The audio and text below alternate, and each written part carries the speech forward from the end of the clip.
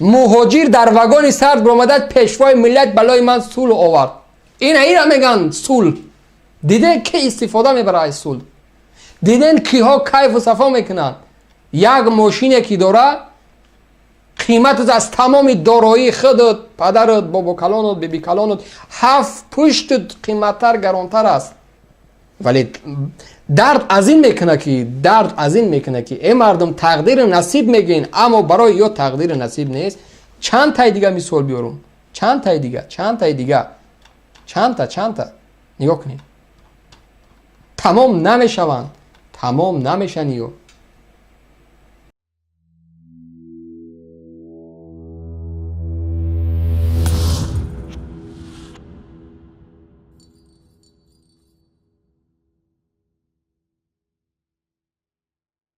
باید اولین کسی که از این حکومت دفاع میکنن فرزندان خودی منصبداران باشن. بیا یک بار ما نظر کنیم. زندگی یک مهاجر را بگیر قیاس کو به فرزندان رئیسان و وزرا و وزیرایی که دارن. تصور کنید. این هیچ دیگه نویرایی کی از رحمانوف است. همتون میدونید. شما یک بار تصور کنید که اینها در چی ها میگردن. همش نمرای تاجیکی است. با نگین که از کشوری نمیدونم دبی و امارات این ماشینا رو همش شماره نمرای تاجیکی است. همش نمرای 55 88 99 11 کی نمره رو میگیره؟ بچهای وزیرا، بچهای رزیرا، بچهای صغیرا، بچهای کبیرا. ببینم 4 تا یک گروه خورده که راحت میکنن، کیف میکنن، استراحت میکنن، استفاده میبرن. مهاجر در وگان سرد برآمد پیشوای ملت بلای من صلح آورد. اینا میگن صلح. دیدن که استفاده میبره از صلح. دیدن کیها کیف و صفا میکنن. یک ماشینی که داره قیمت از تمام دارایی خودت، پدرت، بابا کلانت، بیبی کلانت 7 پشت قیمتتر گرانتر است. در حیات ما بعضیات در چنین ماشینا شدگی نیستیم. در حیات سرمون حتی یک بار از نزدیک دیدگی نیستیم که اینا میشینن میگردن. برای یا ممکن است اما هیچ بار در کدام شبکه نمیبرن در این مقابل گپ زنن که من از او وطن میخرم تو خواب کو. بازم مهاجر لوکنده بیچاره، باز هم یک دانشجوی بیچاره گرسنه که روز پدرش 2 سامان میته درس را از پیاده بیا، باز هم یک زنی دهاتی، باز هم یک مرد کوچه استفاده میبرن در مقابل ما و شما. یک روزنامه‌نگار که 500 سوم معاش میگیره، تو خدا اگر واقعا میگه همون کرتای تنس از شستن پاره شدگی است. اون همون قلم میگیره برای ما و شما، همون شبکه سرش از زمان لنین موندگی است. نکه این همین اینا باشه در گرانترین ماشین هایی که حتی رهبری همین شرکت ها شاید نگرده بسیارش اینا میگیرن استرینیا کن. یک تنیز، 2 تنیز اینا را کی استفاده میبره؟ یک مهاجر آیا قدرت همیت داره که قیمت شخصا همین خودش قریب 80-100 هزار دلار است؟ میفهمین؟ تصور کنین، نظر کنین. تمام نمیشه این مردم. این تمام نمیشه. در خانه هر یکش 2 تا 3 تا از این موندگی است. اون مهاجر برآمدش خیلی شگلانه پروردگار خیلی تقدیر و نصیب است. آخه برای یا تقدیر نصیب نیست، برای یا زندگی نیست، برای یا مهاجرت نیست، برای فقط توی مهاجری در وگان خوابیده تقدیر نصیب است. از کجا گرفتن این یا برای خطورا؟ کی برای شما نشان داد که بچه رحمانوف، داماد رحمانوف، جیانی رحمانوف، جیانی وزیر، جیانی رئیس، بچه پرزیدنت، بچه دپوتات در لنج روور میگرده، در بهترین خمر میگرده، در بهترین ماشینایی که ارزشش از 100,000 تا 1 میلیون تا 2 میلیون میشه میگردن.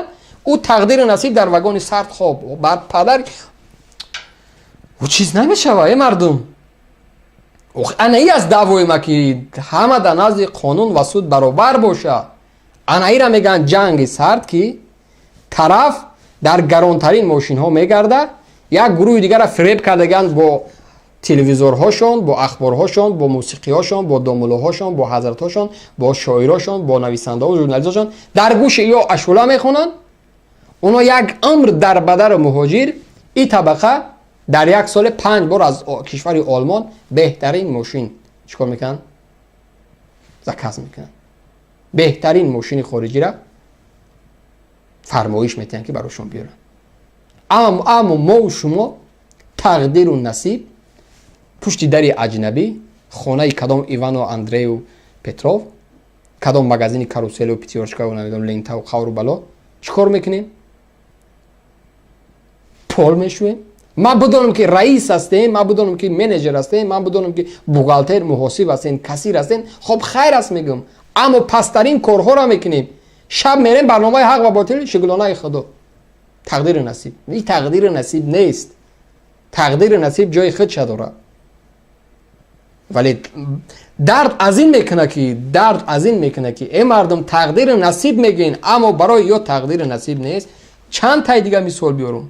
Чандтаи дига. Чандта. Нигоҳ кунед. Тамом намешаванд. Тамом намешан ё. ҳам ё барои ё тақдири насиб нест. Барои ё беҳтарин мошин. Ина мисол ина меша калон кунед. Инаи джентлмен. Ина ҳамат медонед. Яъне аз кадом ҳисоб падараш миллионер буд, бобош бо моликият омад сари қудрат, ё ки ки бо моликият омада буд? Аз замони Амир Темур омадан, аз кадом замон омадан ки ино тиллаҳои замони қадима доштан, бо пул иваз кардан? Аз кадом замон? Не, ҷома пӯшидан, мӯза пӯшидан, дари трактора баста кардан, омадан раис шидан, роҳбар шидан, президент шидан, 25-30 сол роҳбар шидан. Имрӯз кару фаршон дар беҳтарин сурат зиндагӣ мекунанд. Тақдири нафасиби муҳоҷир, вагони сард, хонаи дари аҷнабӣ, дину ону дигар садҳо проблемаҳои дигар.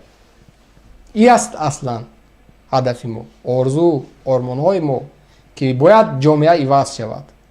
Ҷомеа набояд дар ҷомеае зиндагӣ кунем ки як бою 100 камбағал бошад. Бояд 100 бой ё ки 100 камбағал бошад. намешавад. ин усули кишвари демократӣ нест дига, ки дар ин кишвар як бой ё ки 10 та бой ба беҳтарин сурат садҳо ҳазор камбағали муҳоҷири дарбадар бошад. ба ҳамон хотир боз ҳам охирин суҳбат ман аст ки аллакай мо шумо воқеан пирӯз ҳастем, воқеан дастболо ҳастем, мақомот бо тамоми қадраш иқрор шуд. Пас бетараф набошем дар ин ҷанг, дар ин набард, дар ин мубориза. даст якдигар бигирем, кӯшиш кунем барномарезӣ бикунем, кӯшиш кунем пеш бирем, даъват кунем ва билохира ба ҷое бирасем ки ин мардуми Тоҷикистон навобаста аз қавмош, миллаташ, динаш бояд сарбаланд бошад, муваффақ бошад ва пирӯз бошад.